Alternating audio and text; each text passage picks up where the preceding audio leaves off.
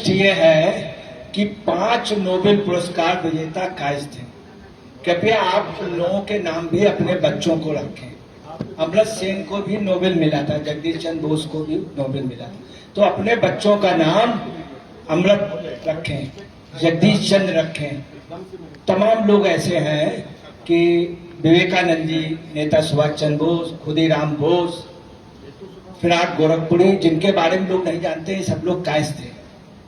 अधिकतर राइटर कायस्थ हुए देश में। अगर सबसे ईमानदार कोई नेता हुए हैं तो कायस्थ हुए। किसी भी एक नेता का आप नाम बता दीजिए जिसकी जांच हुई हो या कोई घोटाले में हो कायस्थ समाज का, कोई भी आप किसी से पूछें, कोई नहीं मिलेगा।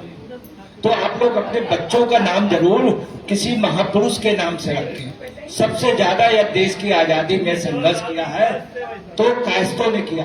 आपको एक ताजुब की बात बता दें, आजाद हिंद फौज में सबसे ज्यादा कौन समाज था? कायस्थ समाज था। इस देश में जो कन्वर्जन नहीं हुआ बड़े पैमाने पे, उसकी सिर्फ एक वजह थी कायस्थ समाज का होना। कायस्थों ने, चूंकि IAS PCS थे, बड़े बड़े अधिकारी थे, इन लोगों ने नौकरियां की है मगर गाय का गोश्त नहीं खाया है कायस्थों ने। ताजुब की बात ये देखिए, उनके घर पर जो है वो हिंदुत्व बचा रहा और किसी ने इस्लाम नहीं कबूल किया। ये एक कायस्थ समाज की बहुत बड़ी ताजुब की बात थी।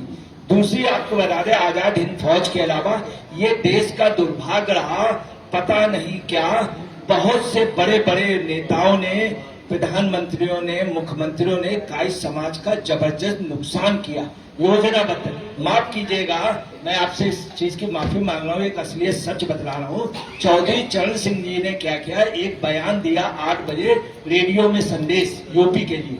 हो सकता है पटवारियों की हड़ताल महीने 2 महीने चले और हम लोग पंग हो जाएंगे, ये कह के उन्होंने भाव बढ़ा दिए, सबके बस्ते रखवा लिए और सभी पटवारियों कानूनगों को नौकरी से निकाल दिया। ये सच है यूपी में।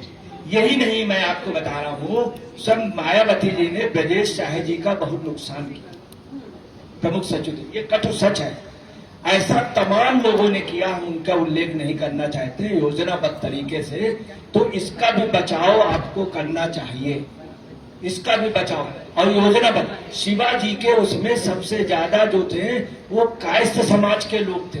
अफजल खां और शिवाजी की जो बचत हुई है वो ये हुई है, अफजल खां का जो सेक्रेटरी था उसने शिवाजी को बताया कि वो चेस्ट में वो लगाए हुए हैं लोहे के कांटे, तो उसने बगनक दिया, तो शिवाजी ने बगनक से उसको अफजल खां को मार। ये है कायस्थ समाज का योगदान। दूसरी आपको बिल्कुल कटु सच बतला रहा हूं, सिन्हा, ब्रिगेडियर सिन्हा थल सेना अध्यक्ष बनाए जा रहे थे।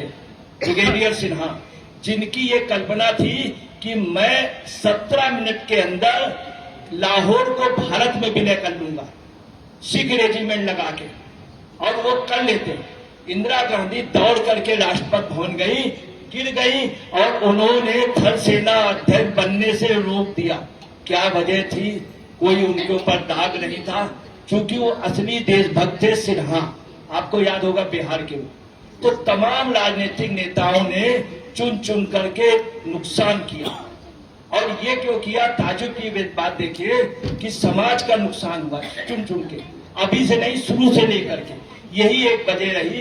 अब आप लोगों को एक यूनाइट होना चाहिए। दूसरी आपको बता रहे, बहुत से महापुरुष जिनको आप लोग जानते ही नहीं है, अपने उसमें कभी उल्लेख नहीं करते हैं। अगर क्रांति की है तो सिर्फ 2 लोगों ने। 1857 में सबसे ज्यादा कायस्थों ने योगदान दिया, सबसे ज्यादा कायस्थों ने दिया। दूसरी 1947 में, 1942 में। तीसरी जो क्रांति हुई है वो 1975 में हुई, वो जयप्रकाश नारायण जी ने की थी, लाला जयप्रकाश नारायण जी ने। और सभी दयालु थे। जयप्रकाश नारायण जी, जनता पार्टी जीतने के बाद इंदिरा गांधी बाहर जा रही थी तो जयप्रकाश नारायण जी गए, बोले इंदू तुमको हिंदुस्तान छोड़ के नहीं जाना, ये इंदिरा जी ने खुद कहा। ये इतने दयालु थे जयप्रकाश नारायण जी। राजेंद्र प्रसाद जी इतने दयालु थे, इतने अच्छे व्यक्ति थे। राष्ट्रपति के बाद में वो जा रहे थे लौट करके पटना, तो उनके रेलवे स्टेशन पे काले बक्सों में सारा सामान रखा था। पत्रकारों ने देखा, न्यूज डाली, तब पूरे देश को मालूम है। लाल बहादुर शास्त्री इतने ईमानदार थे कि पूछे नहीं, इतने ईमानदार थे कि हम लोग उस समय सन 65 में जीते जीते, उनके साथ छल किया, उनकी रहस्यमय परिस्थितियों में मृत्यु हो गई। तो मेरा यही अनुरोध है कि आप लोग यूनाइट होइए। और कायस्थों पे हमने इसीलिए बहुत ही मतलब रिसर्च किया, तब ये पाया अगर देश के अंदर राष्ट्र की एकता के लिए कोई राष्ट्रीय बात करता है तो सिर्फ कायस्थ समाज, ये देश की रीढ़ है। अगर ये यूनाइट होगी, मजबूत होगी तो हमारा राष्ट्र सबल होगा। इसीलिए हम कायस्थों के लिए बात कह रहे हैं, क्योंकि देश हम मजबूत देखना चाहते हैं।